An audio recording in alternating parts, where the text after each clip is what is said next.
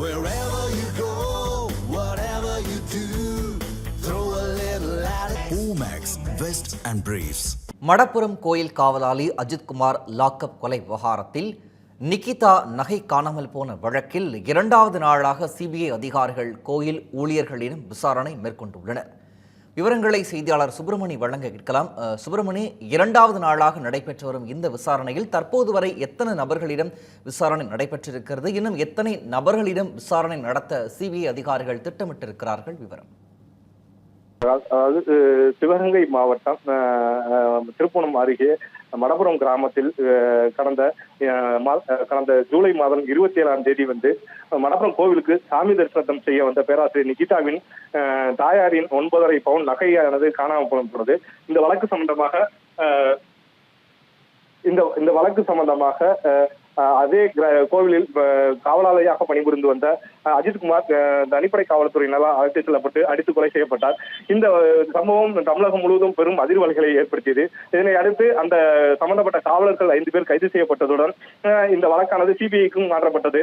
இந்த வழக்கில் அதாவது முதலாவதாக சிபிஐ அதிகாரிகள் விசாரணை துவங்கிய போது அஜித்குமாரின் கொலை வழக்கு சம்பந்தமாக சுமார் 30 நாட்களுக்கு மேலாக விசாரணையை மேற்கொண்டு இந்த விசாரணை அறிக்கையை கடந்த ஆகஸ்ட் மாதம் 20ஆம் தேதி நீதிமன்றத்தில் சமர்ப்பித்தனர். இதனை அடுத்து இந்த வழக்கில் முக்கியமாக கருதப்படும் அந்த நிகிதாவின் நகை காணாமல் போன வழக்கையும் சிபிஐ அதிகாரிகள் விசாரணை செய்ய நீதிமன்றம் உத்தரவிட்டிருந்தது. அதன் அடிப்படையில் நேற்று முதலாவதாக சிபிஐ அதிகாரிகள் அந்த நிகிதாவின் நகை காணாமல் போன வழக்கு சம்பந்தமாக விசாரணையை துவங்கினர். இதில் நேற்று நிகிதாவின் கார் பார்க்கிங் ஏரியாவுக்கு அஜித்குமார் கூறியதின் பேரில் எடுத்து சென்ற அஜித்குமாரின் நண்பரான அருண்குமாரிடம் விசாரணையை துவக்கியதுடன் அதே அந்த கார் பார்க்கிங் பகுதியில் பழக்கடை நடத்தி வருவரிடமும் விசாரணையை மேற்கொண்டனர். இதனைத் தொடர்ந்து 2வது நாளாக இன்று சிபிஐ அதிகாரிகள் 3 பேர் தலைமையிலான குழுவினர் விசாரணையை துவக்கியுள்ளனர். இதில் முதல் கட்டமாக அதாவது அந்த கோவிலில் பணிபுரியக்கூடிய 42 ஊழியர்களிடமும் நின்று விசாரணையை மேற்கொள்ள முடிவு செய்யப்பட்டு முதல் கட்டமாக 7 நபர்களிடம் தற்சமயம் வரை விசாரணை மேற்கொண்டு முடித்துள்ளனர்.